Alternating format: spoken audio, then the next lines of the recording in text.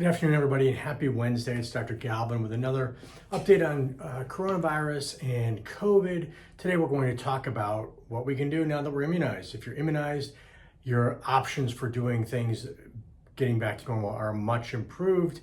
We're going to talk about some of the data behind that, some of the science. To start off, as usual, my name is Jeffrey Galvin. I'm a board-certified emergency medicine physician who's been dealing with COVID on the front lines in the ER since it started, but I also run a functional and precision medicine clinic in Charlotte as well. We're dealing with lots of people with post-COVID syndrome as part of that. A little bit of numbers: 1.3 billion vaccination doses given worldwide so far, 262 million in the US. In the US right now, 34.5% of the population is fully vaccinated and 46% of the population is partially vaccinated, meaning they've gotten at least one dose.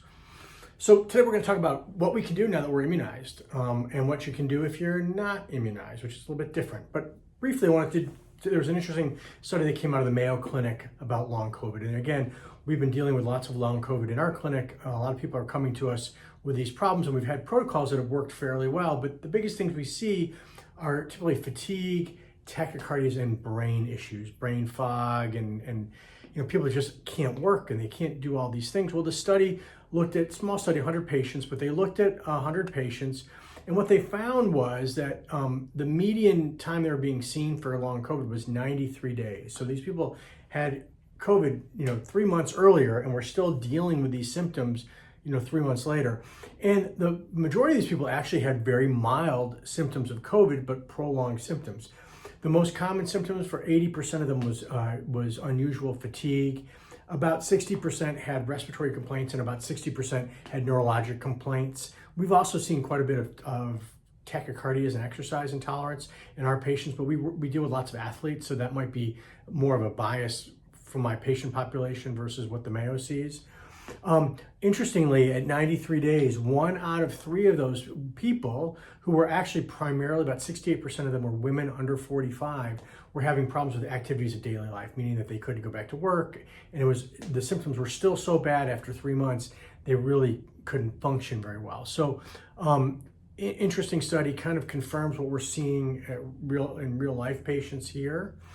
Now, let's switch tactics a little, and let's talk about immunization. We talked about immunization. I've talked about the safety and the efficacy of it. But now that if you've listened to my advice and the advice of almost every other doctor in the U.S. and in the world, and gotten immunized like most of the other doctors and experts in the world, because we understand it's safe and effective, what can you do? I mean, what does that really mean? And we know that if you're immunized, the studies are starting to come out, and I'm going to post a bunch below in the comments so you can read them yourself. But the studies are starting to show some very interesting things. One is that the vaccines have been highly, highly effective.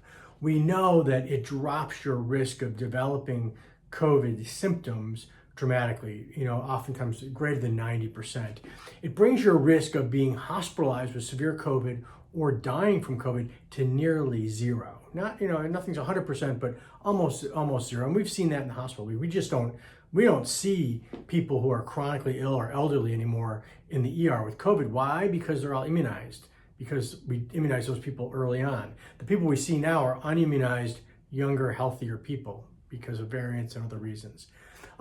But what's interesting is that the other things that studies are showing is that your risk of getting it at all is markedly reduced by 70-80%, meaning that there was a concern early on that the vaccine would prevent the virus from getting into the bloodstream and causing problems, but you could still become infected and potentially give it to other people. Well, there's some studies out of Israel and some studies out of the US and more every day that shows that your risk of transmitting the virus to somebody, if you're immunized, is markedly reduced, at least 70%. So, the precautions that we're taking, social distancing, avoiding crowds, all these things, if you're immunized, do you need to be worried about getting sick going out to dinner or going to a concert? No, you really don't. Your risk is dropped, to a minuscule level. what we do need to do is we need to continue doing this to protect the people who have decided not to get immunized or have not had the opportunity to get immunized, because they are at risk. And the idea is that, we'll maintain these things until a certain percentage of the population is immunized, and the numbers have dropped. And we can look at the science and see what's happening. And I think Israel's a great example. We've talked about Israel before. They've been extremely aggressive in immunizing their population. And what they found was, and I want to make sure I get this data right, in Israel, they fully reopened in March after the majority of their population had at least one dose. So basically, Israel's fully open. They're not masking. They're not really social distancing at all. And what they've seen is their daily new COVID cases have dropped by 95%. And their death rate has dropped to single digits. Many days, it's 0 deaths.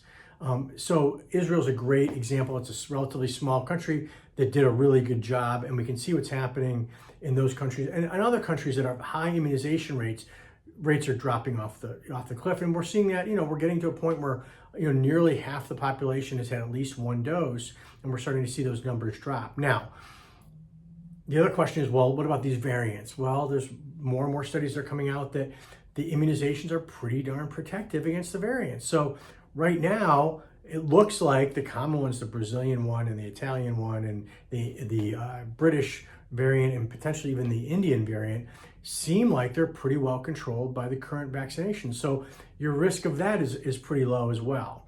So vaccination essentially makes you safe and means you can go back and do the stuff that you want to do. And so, we're traveling, we're going out to dinner more because my whole family is immunized at this point. And here in North Carolina, there's no restrictions on age. I think we've recently had good data that shows it's safe down to 14 years old. And I think that recommendation has been updated maybe today or yesterday. But in North Carolina, 18 or above has been, you could get immunized without any other underlying conditions for several weeks now. So here, it's broadly available. My son, who's 19, got immunized a couple weeks ago, and we literally logged onto the Walgreens site at 9 p.m. on a Saturday night, and he got immunized at 11 a.m. the next day. No problems at all. So, the science doesn't lie. The vaccines are effective. They're safe. All these people, and we know who's going to probably post on this. They keep posting all this stuff, but yet they can't provide any evidence that people are being harmed by the vaccines because there really have been almost no problems. A few little things, a tiny number of people with those clots with J&J, but we're talking about 22 people out of 6 million doses. And you know what? The risk of that same clot, if you get COVID, is about 100 times higher than the risk of getting it with the vaccination. So that's another way to sort of look at this. So regardless, if you're immunized, feel free to go out, eat out, go to the gym, shop, go to concerts, go to outdoor and indoor events. Do whatever you want. Now, you're going to still want to probably wear a mask because those are going to be requirements to protect those who have decided not to get vaccinated. Now, this is my caution. And again, I'm not telling everybody they have to do anything. You make your own decision. I think the data is clear, but that's just, I guess, my opinion. But if you decide not to get vaccinated, realize that you're still at high risk and that you still need to distance and you still need to mask. And these variants are very contagious. And if you decide not to get vaccinated and you go with your vaccinated friends to that dinner in a crowded place and somebody's got COVID there, you're probably going to get it. Your friends aren't, they're safe, but you're not safe. So you have to decide if you don't want to be immunized, that's up to you, but understand that you're going to need to take these precautions for probably an extended period of time because it looks like immunization rates are dropping in the US and it's going to be quite a while before we reach any kind of herd immunity. Anyway, that's what I've got for this week. I hope everybody stays safe. As usual, wash your hands, get immunized, wear your mask if you're out in public, take care of yourselves, look out for your families, and look out for those around you. Stay safe and God bless.